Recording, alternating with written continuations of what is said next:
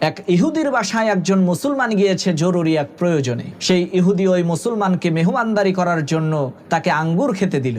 সুস্বাদু আঙ্গুরগুলো দেখে সেই মুসলমান লোকটি অত্যন্ত খুশি হয়ে সেই আঙ্গুরগুলো খাওয়া আরম্ভ করলো। তার আঙ্গুর খাওয়ার দৃশ্য দেখে সেই ইহুদি একটি মদের বোতল এনে তার হাতে দিয়ে বলল, ভাই এটা খান, এটা আরো বেশি মজা।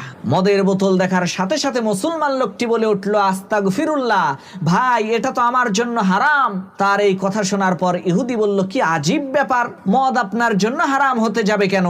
আপনি যে আঙ্গুরগুলো খাচ্ছেন ওই আঙ্গুর থেকেই তো এই মদ বানানো হয়েছে।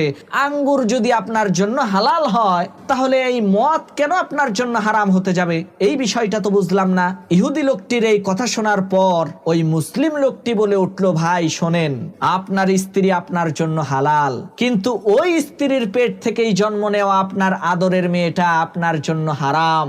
যেমনি ভাবে স্ত্রী